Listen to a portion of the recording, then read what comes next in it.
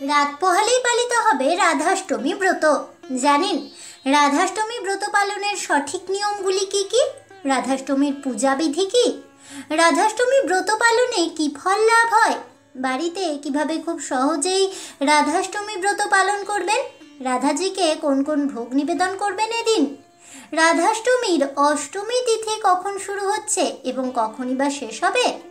জানেন রাধাষ্টমী ব্রতের পারণ মন্ত্র সম্পর্কে? বন্ধুরা, এই সব তথ্যই জেনে নিন আমার আজকের এই ভিডিও থেকে।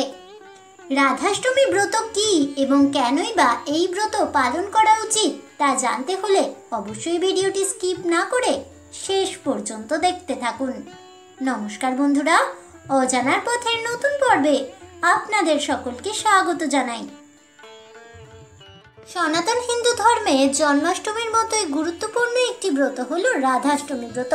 এদিনই জন্মেছিলেন ভগবান শ্রীকৃষ্ণের প্রেয়সী শ্রীমতী রাধা রানী। পঞ্জিকা অনুযায়ী ভাদ্র মাসের শুক্লপক্ষের অষ্টমী তিথিতে রাধাষ্টমী ব্রতটি পালিত হয়। চলতি বছরে অর্থাৎ 2024 সালে 11ই সেপ্টেম্বর বুধবারে পালিত হতে চলেছে রাধাষ্টমী ব্রত। মনে করা হয় রাধাষ্টমী ব্রত পালন করলে 1 লক্ষ একাদশী পালনের সমান পুণ্য ফল এবং 1000 কন্যাদানের সমান ফল লাভ করা যায়। কিন্তু জানেন এদিন কিভাবে রাধা কৃষ্ণের আরাধনা করতে হবে? ভোগেই বা কি কি নিবেদন করবেন? জেনে নিন শাস্ত্রের সে সকল নিয়ম কানুন। 2024 সালে রাধাষ্টমী তিথি কবে পালিত হবে? চলতি বছরে 25শে ভাদ্র অর্থাৎ ইংরেজির 11ই সেপ্টেম্বর বুধবারে পালিত হচ্ছে রাধাষ্টমী ব্রত। রাধাষ্টমী ব্রত পালন করার সর্বশেষ সময় হলো পরের দিন অর্থাৎ 12ই সেপ্টেম্বর সকাল 9:30টার মধ্যে। রাধা রানীর পুজোর জন্য শুভ সময় থাকছে 11 তারিখ সকাল 10টা থেকে দুপুর 12টা পর্যন্ত। তবে কিভাবে করবেন এই পুজো চলুন জেনে নেওয়া যাক। রাধা কৃষ্ণের অভিষেক করুন। এই দিন ব্রহ্ম মুহূর্তে ঘুম থেকে উঠে স্নান সেরে রাধা কৃষ্ণের যুগল মূর্তিকে পঞ্চামৃত দিয়ে স্নান করান এবং অভিষেক করুন। তারপর শৃঙ্গার সম্পূর্ণ হলে রাধা কৃষ্ণকে আসনে বসিয়ে দিন। যদি মূর্তির বদলে চিত্রপট পুজো করেন সেক্ষেত্রে একটা আয়নার মধ্যে প্রতিবিম্ব তৈরি করে অভিষেক সম্পূর্ণ করুন। নৈবেদ্য নিবেদন এবং পূজা পদ্ধতি। রাধাষ্টমীর পূজার উপাচার খুবই সাধারণ। ফুল ফল সাধারণ কিছু নৈবেদ্য ও মিষ্টি সহযোগে রাধা কৃষ্ণকে ভোগ নিবেদন করুন। তবে অবশ্যই ভোগে তুলসী পাতা রাখতে ভুলবেন না, কারণ তুলসী পাতা না থাকলে রাধা কৃষ্ণ সেই ভোগ গ্রহণ করেন না কখনোই। মন্ত্রপাঠ এবং জপ, অভিষেক, শৃঙ্গার এবং নৈবেদ্য নিবেদন হয়ে গেলে রাধাষ্টমীর ব্রতকথা পাঠ করুন। পাঠ শেষ হয়ে গেলে রাধারানীর প্রণাম মন্ত্র জপ করে পুজো শেষ করুন।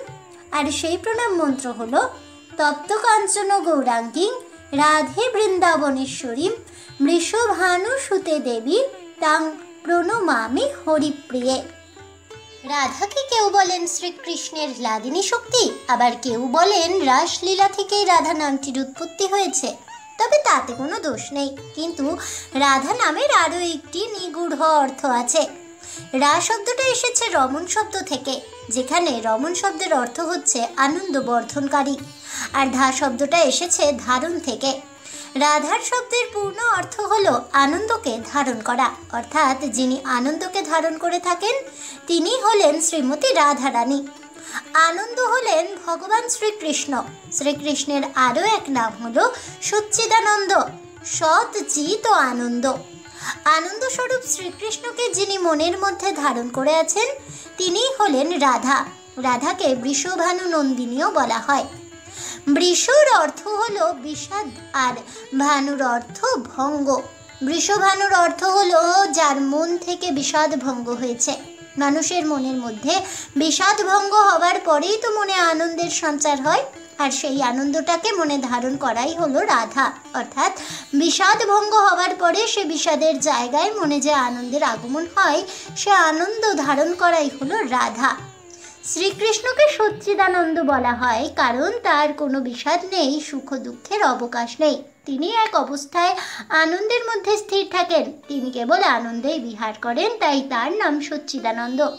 সেই আনন্দটাই হচ্ছে শ্রীকৃষ্ণের প্রিয় স্থান, যার মনে আনন্দকে ধারণ করে আছেন রাধারানী। সেখানেই তাই শ্রীকৃষ্ণ বিরাজ করেন। সে আনন্দই হলো শ্রীকৃষ্ণ পরমাত্মার নিবাস স্থান।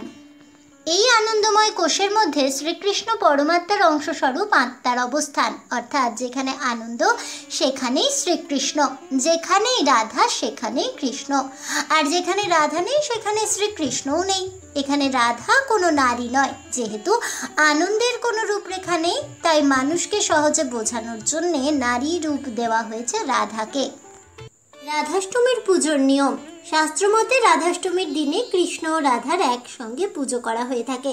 এদিন ব্রহ্ম মুহূর্তে উঠে দৈনন্দিন কাজকর্ম সম্পূর্ণ করে স্নান করুন, তারপর এই ব্রতের সংকল্প নিন। তারপর একটি চৌকিতে রাধা কৃষ্ণের মূর্তি বা ছবি স্থাপন করুন। এবার পঞ্চামৃত দিয়ে রাধা কৃষ্ণকে স্নান করান। তারপর রলি, চন্দন, অক্ষত, নৈবেদ্য, ফুল, মালা অর্পণ করে ভোগ নিবেদন করুন। রাধা কৃষ্ণকে ভোগ নিবেদন করার পর ঘিয়ের প্রদীপ জ্বালিয়ে দিন।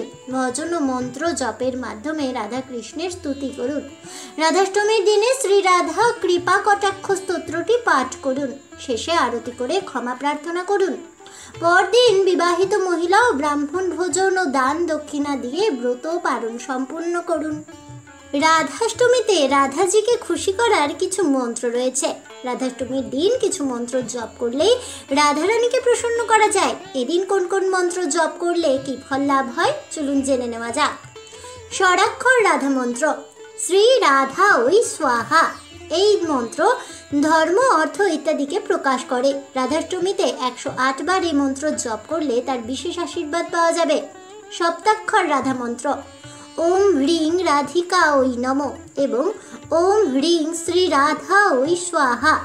এই মন্ত্র লক্ষ্মী লাভের জন্যই বিশেষ। রাধাষ্টমীর দিনে এই মন্ত্রটি জপ করলে অর্থাভাব, অভাব, অনটনের হাত থেকে সহজেই মুক্তি মেলে। অষ্টাক্ষর রাধা মন্ত্র। ওম হ্রিং শ্রী রাধিকা ওই নমঃ এবং ওম হ্রিং শ্রী শ্রী রাধা ওই স্বাহা। এই মন্ত্রটি সর্বকার্যসিদ্ধি লাভ করা যায়। 16 লক্ষ বার এই মন্ত্র জপ করলে ভক্তেরা সমস্ত কাজেই সাফল্য লাভ করতে পারবেন। ব্রহ্মা বিষ্ণু দ্বারা রাধার বন্দনা। নমস্ত্রৈলোক্য জননী প্রসিদ করুণার নবে ব্রহ্ম বিষ্ণু বাদির ভীর দেবই বন্ধুর মান পদম্বুজে। ব্রহ্মা বিষ্ণু ইত্যাদি দেবতা দ্বারা বন্দিত চরণ কমলের হে ত্রৈলোক্য জননী, আপনাকে নমস্কার। হে করুণার নবে, আপনি আমার উপর প্রসন্ন হন। এই মন্ত্র জপের ফলে লক্ষ্মী লাভ করা যায়। রাধাষ্টমীর দিন এই মন্ত্রটি জপ করলে কখনোই অর্থাভাবের মুখে পড়তে হয় না। নারায়ণ দ্বারা শ্রী রাধার স্তুতি। নমস্তে পরমেশানী রাস মণ্ডল বাসিনী রাসেশ্বরী নমস্তেস্তু কৃষ্ণ প্রাণাধিক প্রিয়ে। অর্থাৎ রাসমণ্ডলে বসবাসকারী পরমেশ্বরী, আপনাকে নমস্কার। শ্রীকৃষ্ণের প্রাণাধিক প্রিয় হে রাসেশ্বরী, আপনাকে নমস্কার। রাধাষ্টমীর দিন রাধারানীর ভোগে অবশ্যই রাখুন এই জিনিসগুলি। জন্মাষ্টমীর মতোই রাধাষ্টমীর ক্ষেত্রেও ভোগ নিবেদনের মাহাত্ম্য রয়েছে।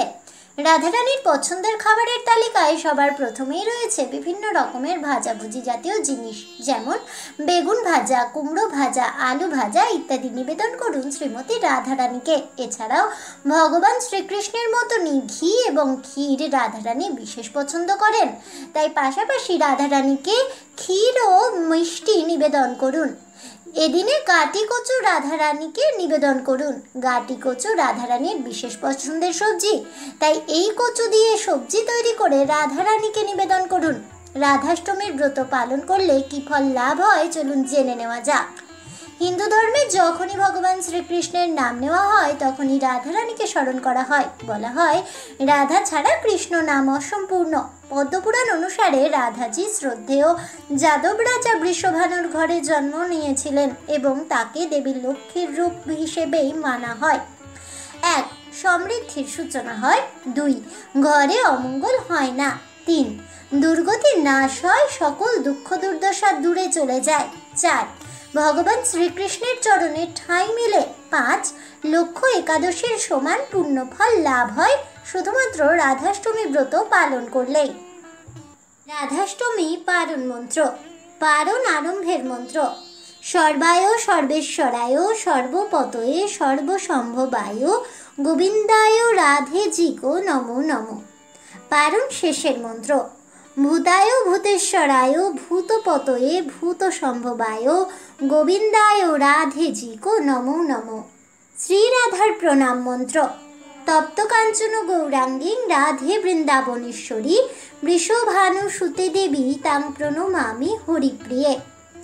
অর্থাৎ শ্রীমতী রাধারানী, যার অঙ্গকান্তি তপ্ত কাঞ্চনের মতো এবং যিনি বৃন্দাবনের ঈশ্বরী, যিনি মহারাজ বৃষভানুর দুহিতা এবং ভগবান শ্রীকৃষ্ণের প্রেয়সী, তাঁর শ্রীচরণ কমলে আমি আমার সশ্রদ্ধ প্রণতি জানাই।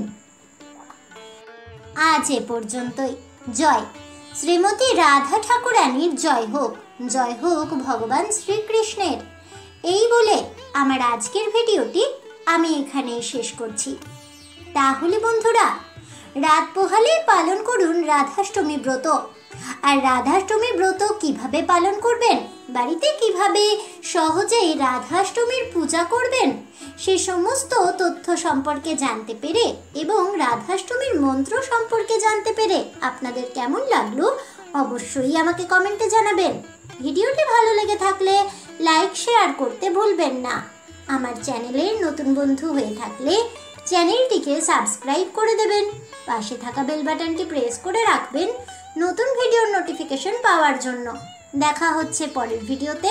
ততক্ষণ সবাই ভালো থাকুন, সুস্থ থাকুন আর অবশ্যই সঙ্গে থাকুন আর দেখতে থাকুন অজানার পথে।